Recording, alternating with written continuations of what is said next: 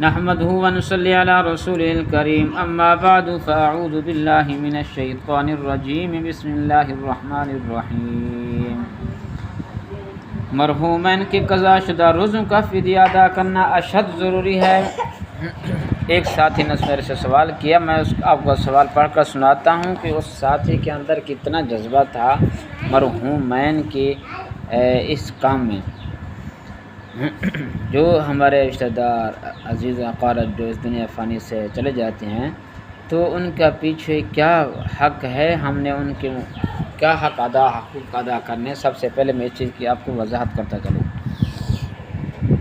میرے محترم بھائیو، مرحومین کے قضا شدہ روزوں کا فدیہ وہ بھی میں بتاتا ہوں، سب نماز کا بھی بتاتا ہوں اور روزوں کے فدیے کے بارے میں بھی بتاتا ہوں۔ انشاءاللہ یہ سارے مسئلے آج ہی ہوں گے انشاءاللہ۔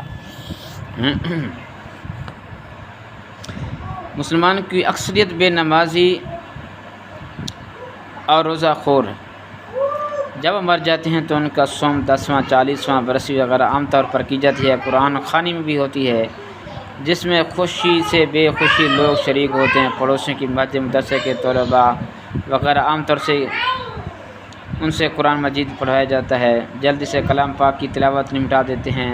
چنوں پر کلمہ طیبہ کا ورد ہوتا ہے، کھانے کھلائے جاتے ہیں، کچھ خیرات بھی کر دی جاتی ہے۔ لیکن مرحومین نے بے شمار نمازیں اور روزے قضا کی ہیں، ان کا کفارہ ادا کرنے کا کہیں تذکرہ نہیں آتا۔ اس چیز کا ہمیں خیال کرنی چاہیے نا۔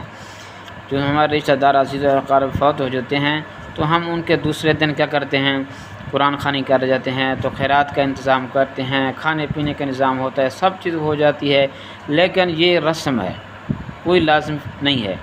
ایک رسم کو ہم نے پکڑا، جو ان کے ذمہ دار ہے، نمازیں اس کی قضا ہیں، ان کے روزے فرض وہ قضا ہیں، ان کے بارے میں ہم نے کبھی سوچا ہی بھی نہیں ہے بھی ہم ان کا کفارہ ادا کریں، روزوں کا فدیہ ادا کر کفارہ ادا کریں۔ تو میں نے دیکھا کہ مرحوم لاکھوں جائیدادیں چھوڑ گئے ہیں اور مرحوم کے ورثاء یعنی بیٹے بیٹیاں بیوی وغیرہ کو اپنے حصے ملے ہیں، لیکن مرحوم باپ کے قضا روزوں اور نمازوں کا بقایا کوئی ادا نہیں کرنا چاہتا۔ یعنی کہ جو ورثاء فوت ہوا ہے، لاکھوں کی اور ان کی جائیداد پیچھے چھوڑ گیا ہے، اور ان کی جو جائیداد چھوڑ گئی ہے، تو اب سب سے پہلے جو حق ہے اس میت کا ہے۔ اب کیا کرنا ہے، تو سب سے پہلے تو جو اپنا ان کو وصیت کر گئی ہے، ان کی وصیت پوری کی جائے تجہیز و تکفین کے بعد بھی ان کے۔ میں آپ کو بتاتا ہوں انشاءاللہ سارے مسئلہ۔ بہت شوق سے آپ کے مسائل اور ان کا حل 1978 سے پڑھ رہا ہوں۔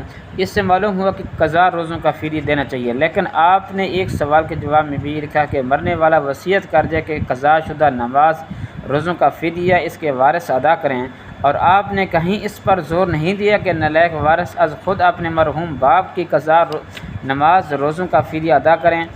میں نے حال ہی میں ایک کتاب فتح میں پڑھا ہے،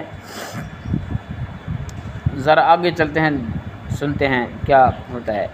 تو کسی مرحوم کی زندگی کی تمام نمازوں کا فدیہ معلوم کیا تھا، تو عالم صاحب نے 2-4 لاکھ روپے فدیے کی رقم بتائی تھی۔ تو یہ تو بہت اہم مسئلہ ہوا۔ اب آپ یہ بتائیں کہ مرحوم کی قضا شدہ روزوں اور نمازوں کا فدیہ ادا کرنا کوئی چرچا نہیں ہوتا، تو کیا فوت شدہ نمازیں اور روزے محشر معاف ہو جائیں گی؟ تو ہم اس چیز کا خیال کریں۔ ہم یہ سوچیں اور سمجھیں کہ جو ہمارا عزیز و اقارب دنیا سے چلا گیا ہے، اس کے ذمہ کتنی نمازیں تھیں کہ اس نے نمازیں نہیں پڑھیں، کتنے روزے اس نے نہیں رکھے۔ تو اس چیز کا ہم خیال کریں۔ سب سے پہلے ہم رسم کو چھوڑیں، ہم ان کے جو قضا اور روزے ہیں، نمازیں ہیں، ان کو ادا کریں، ان کی فکر کریں۔ اس کا جواب یہ ہے، اس کے جواب کچھ زیادہ ہے، میں آپ کو بتاتا ہوں، تھوڑا سا وقت لگ جائے گا، لیکن اس میں بہت اہم مسائل ہیں۔ مرحوم کی طرف سے فدیہ کے چند مسائل ذکر کرتا ہوں۔ تمام مسلمانوں کو ان کا مسائل کا علم ہونا ضروری ہے۔ اول، جو شخص ایسی حالت میں مرے کہ اس کے ذمہ روزے ہوں یا نمازیں ہوں، تو اس پر فرض ہے کہ وصیت کر کے مرے، اس کی نمازوں کا اور روزوں کا فدیہ ادا کر دے دے۔ اگر اس نے وصیت نہیں کی تو گناہ گار ہوگا۔ یہ پہلا مسئلہ تھا۔ اور دوسرا مسئلہ یہ ہے، اگر میت نے فدیہ ادا کرنے کی وصیت کی ہو تو میت کے وارثوں پر فرض ہوگا کہ مرحوم کی تجہیز و تکفین اور ادائے قرضہ جات کے بعد اس کی جتنی جائیداد باقی رہی اس کی تہائی میں سے اس کی وصیت کے مطابق اس کی نمازوں اور روزوں کا فدیہ ادا کریں۔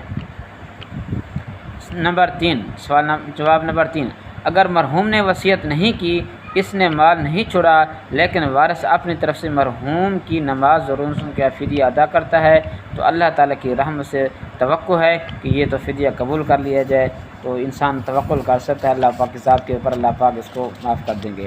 نمبر 4، ایک روزے کا فدیہ صدقہ فطر کے برابر ہے، یعنی تقریباً 2.25 کلو غلہ، پس ایک رمضان کے 30 روزوں کا فدیہ 52.5 کلو ہوا، اور 3 رمضانوں کے 90 روزوں کا فدیہ 175 کلو غلہ ہوا۔ تو اس کے مطابق مزید حساب کر لیا جائے، جس طرح ہم حساب کر لیتے ہیں تو ایک چیزوں کا، تو اس طرح بھی نماز اور روزوں کا بھی ہم حساب کر لیتے ہیں، بھی پوچھیں بھی ان کا فدیہ کتنا ہے رمضان کا نماز کا، تو ہم حساب کریں۔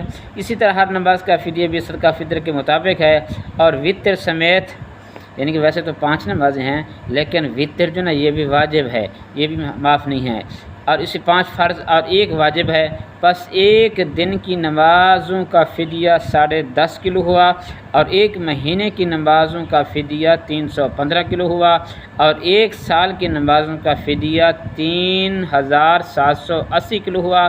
مرحوم کے ذمہ جتنی نمازیں اور جتنی روزے رہتے ہیں، اس حساب سے ان کا فدیہ ادا کر دیا جائے۔ 5، جو حکم رمضان کے فرض روزوں کا ہے، وہی نظر منت کے واجب اور روزوں کا بھی ہے۔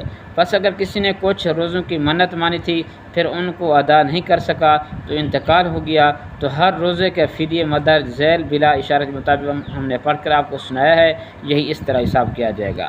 اگر وارث کے پاس اتنا مال نہیں ہے کہ مرحوم کی جانب سے نمازوں اور روزوں کا سارے فدیہ ایک مشت ادا کر سکے، تو تھوڑا تھوڑا کر کے ادا کرنا بھی جائز ہے، اس میں کوئی مشکل نہیں ہے، جتنا بھی آسانی ہو سکے روزوں کا فدیہ، ان کے نمازوں کا فدیہ وہ تھوڑا تھوڑا ادا کرتا رہے۔